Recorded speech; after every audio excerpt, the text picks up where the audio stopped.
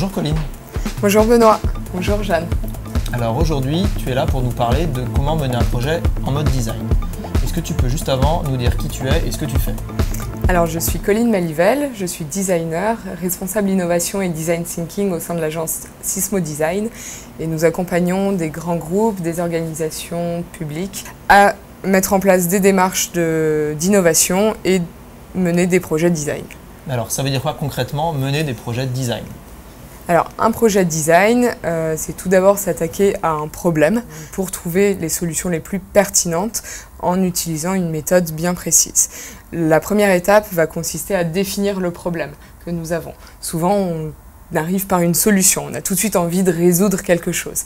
Donc on va déjà comprendre ce qui ne marche pas ou ce qui pourrait éventuellement ce qui bloque dans une structure, dans un service ou autre chose, pour bien comprendre là où on va pouvoir intervenir, pour détecter des opportunités. Et à partir de ces terrains de jeu, en fait, on va définir des terrains de jeu auxquels on va s'attaquer pour trouver un maximum de solutions. Donc, déjà, pour comprendre ce problème, on va aller rencontrer les gens en fait, qui ont affaire à ce problème, qui en subissent les conséquences. Et en comprenant les conséquences qu'ils subissent, on va essayer d'identifier ce qu'on a envie de leur apporter. En fait, on va définir la valeur, les bénéfices qu'on a envie de leur apporter. Et donc ça va être un peu nos objectifs. Et à partir de ça, on va pouvoir réunir les bonnes personnes, donc les gens qui rencontrent le problème, les personnes qui détiennent la connaissance sur le sujet, à réfléchir ensemble pour trouver un maximum d'idées possibles. Dans ces phases d'idéation, donc de génération d'idées, on ne va pas chercher tout de suite à avoir la bonne réponse. On va plutôt chercher à brasser très large, à défricher des terrains, à penser à des choses qui ne sont pas possibles, voire à se projeter dans un futur lointain, donc idéal, où on va s'abstraire de toute contrainte, de tout sujet existant pour penser à un idéal. Et en ayant en tête l'idéal qu'on a envie d'atteindre, on va réfléchir à comment pouvoir mettre en place ces solutions pour atteindre le projet le plus optimum.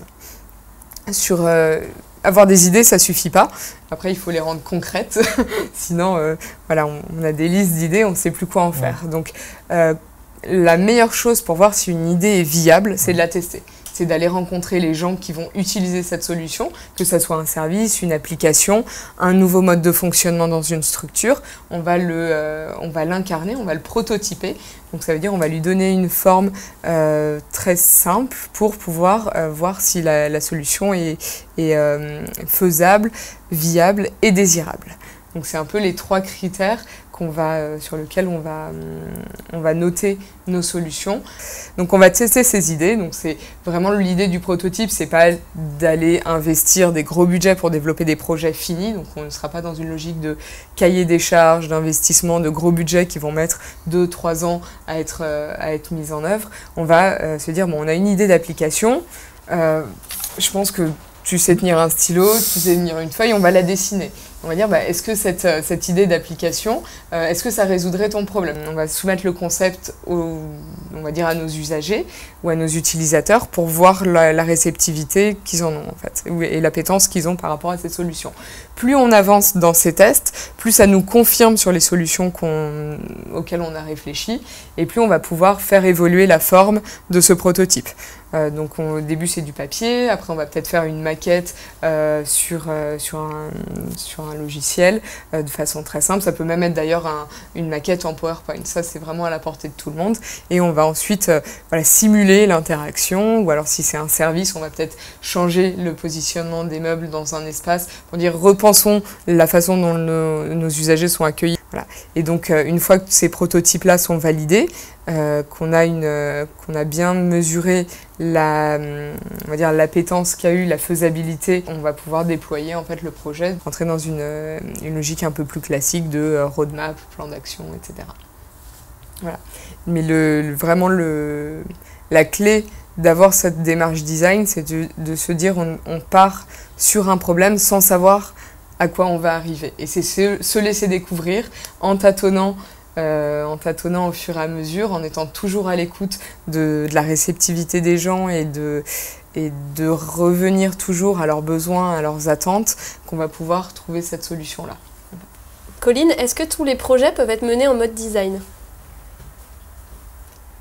Alors tous les projets, a priori, oui. Parce que le design, c'est vraiment une posture. Ça va être une façon d'aborder un problème, ça va être une façon de penser. On va se dire, on va designer des applications, des sites web. Ça, c'est souvent ce qui est le plus visible. Mais on va pouvoir aussi, derrière ces applications et ces sites web, il y a des services. Donc on va designer les services. Ça veut dire c'est comment le service est organisé pour rendre donc le service qu'on va rendre. Donc j'ai envie de dire, oui, on peut tout designer en fait. Et est-ce que tu peux nous parler d'un ou deux projets phares que tu as menés en mode design? Un projet, par exemple, sur un exemple d'application service en ligne, sur lequel j'ai travaillé. Donc c'est toute la démarche, la dématérialisation de la demande de certificat d'immatriculation de véhicules, donc qui est amenée à être complètement dématérialisée et faite en ligne. Donc l'importance ici, c'est de voir quelles sont les habitudes des usagers pour faire cette démarche-là et comment on la transpose sur du digital.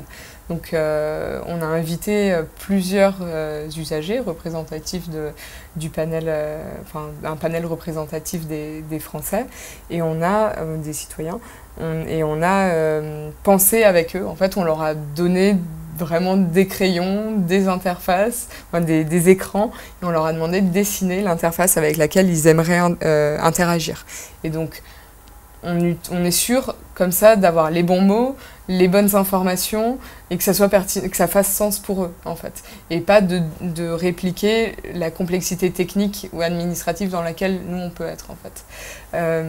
D'autres sujets, par exemple, sur des problématiques d'accueil, ça peut être comment on pense l'agence Pôle emploi du futur, en fait, c'est quoi l'espace, comment l'espace de Pôle emploi va exister. Et donc, il y a, Sismo a prototypé 3 espaces d'accueil Pôle emploi dans les agences pour voir comment ça pouvait être utilisé par les usagers, mais aussi par les conseillers Pôle emploi. Et en fait, chaque semaine, les prototypes évoluaient en fonction des retours qui étaient faits. Merci Colline. Merci Jeanne. Merci Benoît.